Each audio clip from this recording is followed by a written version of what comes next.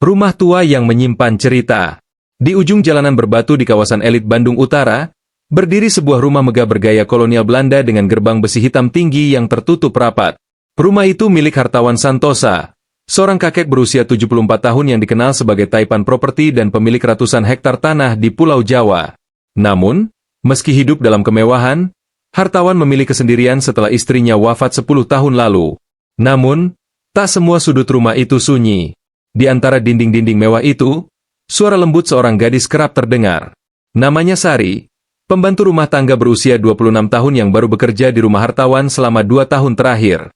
Wajahnya ayu khas gadis desa, kulit sawo matang bersih, tubuh ramping, dan tutur kata yang lembut, membuat siapapun yang melihatnya tertegun.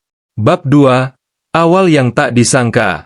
Sari awalnya hanya gadis biasa dari sebuah desa di Garut. Ia datang ke Bandung mencari pekerjaan setelah orang tuanya meninggal dalam kecelakaan motor. Lewat kenalan temannya, ia diterima bekerja di rumah kakek hartawan. Awalnya, ia hanya bertugas membersihkan taman dan ruang tamu.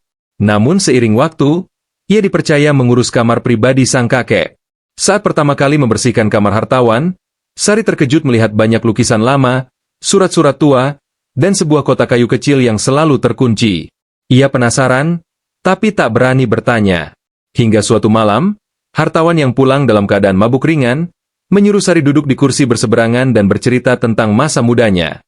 "Aku dulu bukan siapa-siapa, cuma anak tukang kayu," katanya dengan nada lirih. "Semua ini kudapat dengan pengorbanan, kehilangan dan cinta yang tak bisa kugenggam." Sari hanya mendengarkan, tak berani bertanya lebih. Tapi sejak malam itu, hartawan sering memintanya menemani duduk, membaca koran, atau hanya sekadar minum teh sore. Bab 3. Hubungan yang tumbuh diam-diam. Setiap hari, kedekatan mereka tumbuh. Bukan dengan cara yang kasar atau penuh hasrat, tapi seperti dua jiwa kesepian yang menemukan penghiburan. Sari mulai memahami kesepian hartawan. Sementara hartawan, merasakan kembali arti kehangatan rumah. Pagi hari, Sari membuatkan teh dan sarapan. Sore hari, mereka duduk di taman, mendengarkan lagu-lagu lama dari radio tua. Kadang Sari membacakan puisi, kadang hartawan mengenang masa lalunya. Suatu malam hujan deras, listrik padam. Sari datang membawa lilin ke kamar hartawan. Ia ingin memastikan sang majikan tak kesulitan. Saat ia hendak pergi, tangan hartawan menahan. "Tinggallah sebentar," bisiknya. "Sudah lama aku tak mendengar suara seseorang dalam gelap." Sari duduk di tepi ranjang, dan mereka berbicara hingga malam. Saat lilin habis, hartawan menggenggam tangan Sari. Tak ada kata cinta diucapkan, tapi kedekatan mereka melewati batas antara majikan dan pelayan. Bab 4. Kotak kayu yang terbuka. Pagi itu, Sari menemukan kamar hartawan kosong. Di atas meja, ada kunci kecil dan secari kertas. "Untukmu, jika kau masih ingin tahu siapa aku." Sari gemetar membuka kotak kayu itu. Di dalamnya ada surat-surat cinta dari seorang wanita bernama Rinai, yang ternyata adalah nenek Sari sendiri. Dengan dada bergetar, Sari menyusuri surat-surat itu. Isinya bercerita tentang hubungan rahasia antara hartawan muda dan Rinai, seorang gadis desa yang dulu bekerja sebagai penari. Mereka saling mencintai, namun hubungan mereka ditentang keluarga hartawan. Rinai diusir, dan hartawan dipaksa menikahi wanita bangsawan.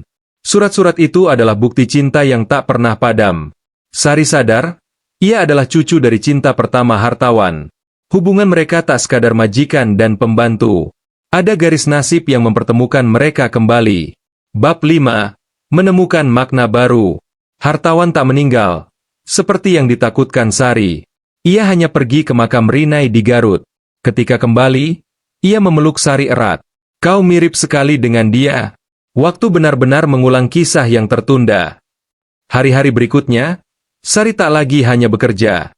Ia belajar mengelola rumah, membaca dokumen bisnis, bahkan diajari investasi. Hartawan menyebutnya sebagai pewaris, meski itu menimbulkan konflik dengan anak-anaknya yang serakah. Namun hartawan tak peduli. Baginya, hanya Sari yang tulus tinggal bersamanya tanpa menginginkan apapun. Bab 6. Sebuah warisan tak terduga.